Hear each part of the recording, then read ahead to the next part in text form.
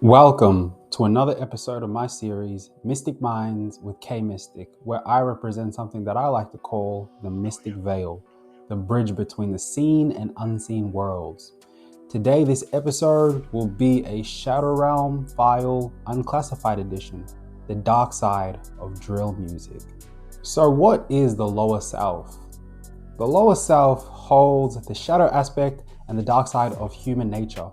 In esoteric systems, it's the root cause of self-destructive behavior, negative thought patterns, and it stores all of your unresolved trauma. Some spiritual teachers say your lower self has the ultimate goal to destroy you. It's the part of the artist that disses rival gangs. Hey, come kill me. Hey, you're not about that life. You're not going to kill me. There was actually a video, right? There was a video of a mortician. She said, never tell anyone that has a gun. What are you going to do? Shoot me? Apparently, that is a lot of people's famous last words. That might be their lower self in metaphysical spiritual framework, I have to be clear. Now, the lower self has an agenda to bring destruction in your life. It's the part of you, because let's put this in perspective. If you're dealing with addiction and you have a higher and lower self, right? You have to ask yourself, what part of you, is it your higher self or lower self that's saying, hey, you could just have another drink. It's just one drink. You should just have that, to someone in addiction. Or, what's a cigarette gonna do? Just one more and then you go back to quitting. You quit vaping, is one more gonna hurt you? That is not your higher self saying that. You have to ask yourself, what part of you is the one saying that? Well, in esoteric frameworks, spiritual frameworks, that would be your lower nature, trying to convince you to go back to doing these type of behaviors.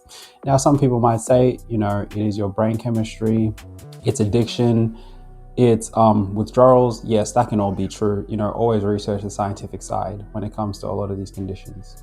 Now, the origins of drill music. Drill music was pioneered by Chief Keef in Chicago and artists who built a sound rooted in their actual reality. And they, through creative expression, made music about this reality. Grime and drill merged in the UK, producing violent music, and this content ended up being normalized worldwide to where a drill song, a song talking about murder, death, became something that's just normally talked about. Like, it's just normal to hear something in a song where someone's talking about killing someone,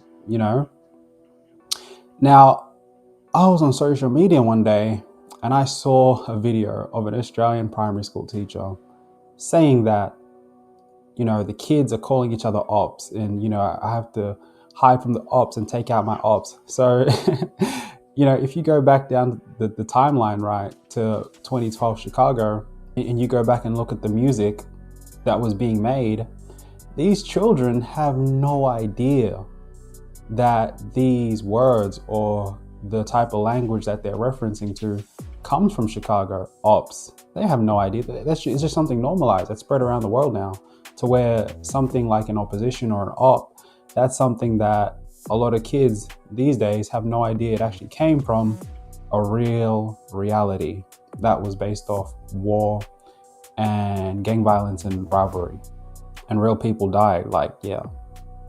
And that's another thing I want to mention. I think a lot of people, right, this whole NPC thing, the non-playable character, a lot of people walk around saying that person's an NPC, this person's an NPC, and basically what it does is it dials down your conscious awareness of reality. So if you go around calling people NPCs, not understanding that everyone around you has a complex life with emotions, thoughts, and experiences, you're actually flipping that behavior back on yourself. Because anyone can be considered an NPC if you don't have this conscious or awareness of this. Let's say, for example, someone's out in public and they're looking around and saying, look at all these NPCs. And, they're looking around. Now, there's someone that, has a business and they're on a high-rise apartment. And they're looking down at this person looking around like this and observing people, calling people NPCs. He doesn't know he's calling everyone an NPC. But, he was watching, I don't know, Agenda 2030 and the New World Order. I don't know. And he's like looking down at the person on the ground and he says, look at that guy, no thoughts in his head around, just looking around like an NPC. He has no idea what's going on in the world. So you see how this perspective can be applied to anyone, but there might be someone that has a perspective that, hey, look, everyone has these complex thoughts and everyone has different experiences and everyone's a full conscious aware human being with a soul and a consciousness and a spirit. This is how you should be able to basically see stuff like this, to where when people are killing each other, dying, not thinking that that's just a random flesh suit that passed away. That was a real person. So you have to think about that when you listen to these type of songs. These are real people with souls and spirits. Now, if you could think of any entity or being in the world that benefits from drill music, which would it be? Think about that. You know, is it Michael? Is it Gabriel? Metatron? Do you think they're benefiting from this music? Do you think that they like this type of music? Is it Buddha, Allah, the Buddha staffers? Do you think they benefit from this music? Well, in esoteric systems, demons, the dark forces, feed on vibrations of chaos and destruction. Within their dimensional hierarchy, they gain rank and the equivalent of status, or, you know, this is just basically a way that I can explain it in human terms. Status, money, monetary reward, and influence for their chaos on earth.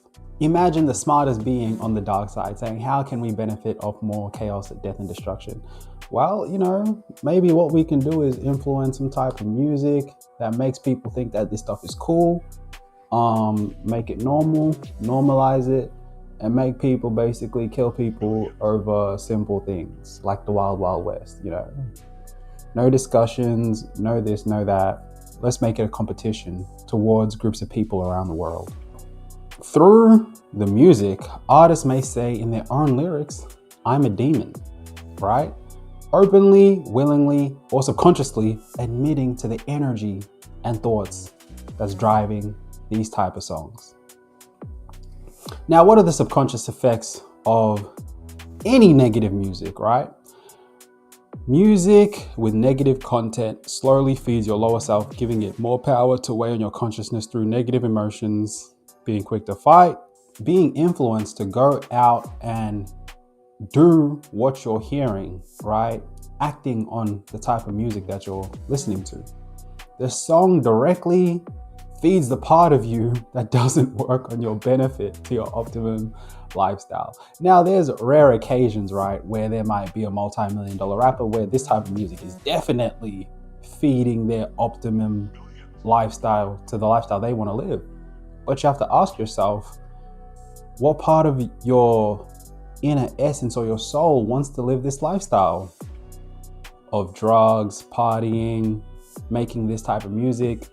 Is it your higher self or is it your lower self? Is it your lower nature that makes you want to live this type of lifestyle? So even if it's feeding you, for example, a multimillionaire that does cocaine, goes to different strip clubs, drinks alcohol, smokes cigarettes around the world, partying and clubbing, is that your higher self or is that your lower self wanting to do that? Now, some people have no care of this mental framework.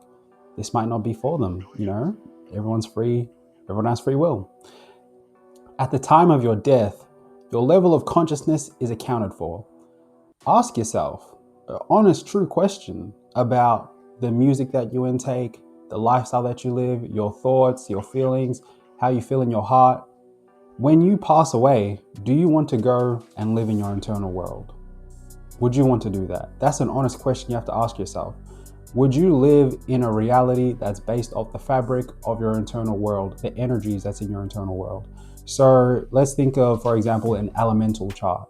If you were to able to have an elemental chart based off your inner thoughts, your inner reality, the music that you intake, your mental diet, and this was the baseline for the universe or dimension, that the reality that you're going to go live in, would you do this? The energy you consumed is the ticket to the next world that matches it. So that's something I really want people to think about, right? I personally used to love this music. I personally used to love this music. Now, let me give you a funny example, a funny story of what happened, right? So when I was a kid, I used to listen to Ludfold. No Hooks 1, No Hooks 2, Bucci Gang mixtape. When I was around 16, I was able to basically recite all of these lyrics. I loved Ludfell's music. I really loved his music, and I loved these type of songs. I used to listen to all of those artists, right? And I grew up and I started doing spiritual practices. I'm doing, Dr. Gibson's Accelerated Illuminated Consciousness text right here. And I remember, I was told one day, you have to let it go. You can't do your spiritual practices Monday to Friday and do whatever you want on the weekend. It doesn't fit in the system. Just let it go. And I wasn't listening. And at the time I was drinking wine and I would not listen to it, right? Let's say for a month, I do my spiritual practices. I do everything I need to be doing every single night. And then one day I would, let's just be honest with ourselves, give in, and I would drink wine and I'd go back and listen to this old music I used to listen to because I felt like, like the mental restrictions weren't there. And I would go listen to this music. And one day I went through something that I like to call being bought a ticket to the concert. And I went to sleep and I had a dream, and I had a class in university back in the Try One called Stage Management. So we had to do a show calling assessment where you have to call different lighting cues. For example, stand by Alex 1, red and blue flashing lights, Alex 1, go. Stand by Alex 2, red strobe lights, go. And you have to do this for about 10 minutes of a live show. I had learned a lot from this. So in this dream, I'm looking at the different lighting, I'm looking at the floor, I'm looking at the venue, and I'm just thinking to myself, wow, this event looks pretty cool. And I started noticing in this dream that there's demons performing on the stage and they're singing like drill music. And this person behind me starts like joking with me. Hey, I told you so. I told you so. And and he's joking with me. And then he transforms into a demon himself and he's trying to attack me. And I remember like waking up in my room and I see these red nails, and I was still like kind of dreaming. I see like these black nails, just like trying to get me. And I remember waking up from this dream like, oh my goodness, like that was what I manifested. Like that is what I was feeding into my consciousness. Those demons performing on stage in the lower realms, the underworld, whatever you want to call it. And eventually I had to let that music go. I listen to all types of genres. Now I just like listening to instrumentals. I like listening to pianos. I like listening to different movie scores, stuff like that. I like listening to all range of genres. I just, for example, just got into this music when I was a kid. Now, Ludfell, it's actually funny. He came out this year. I'll post a video. The rapper I used to like, after I had to let this music go, because it didn't align with my spiritual practices, he came out and he said, I don't want to mislead the youth anymore. I had stopped rapping and shit Rap a while House ago TV. because I started to grow, started to heal, and as you grow and you heal, your mindset change. So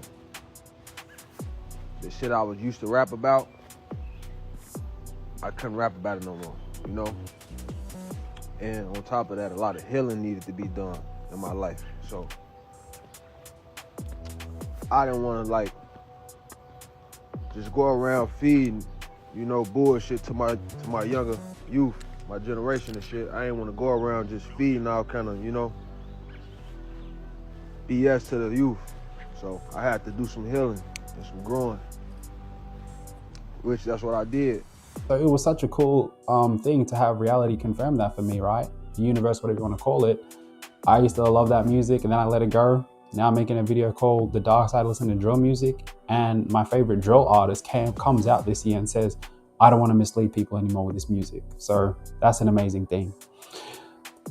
There's nothing wrong with passions and self-expression, but when those expressions are feeding the dark side of your consciousness, you have to make a choice about what energy you want to give yourself over to. I actually like the passion from the music, like the way that they would talk about their experience and they express their emotions. But yeah, if that is going to feed darker aspects of myself that isn't going to guide me to the life I want to live or the consciousness that I want, then yeah, I have to let that go. If you notice in my videos, I don't even swear. I don't curse, I don't swear. I haven't in months, and I'm probably not planning to for the rest of my life. I don't want to speak those type of frequencies and vibrations. People might say, oh, just the word doesn't mean anything. Well, yeah, that's a personal choice. No one else has to do it. But yeah. And that concludes another episode of Mystic Minds with K Mystic. Shadow Realm File Unclassified Edition. The Dark Side of Drill Music.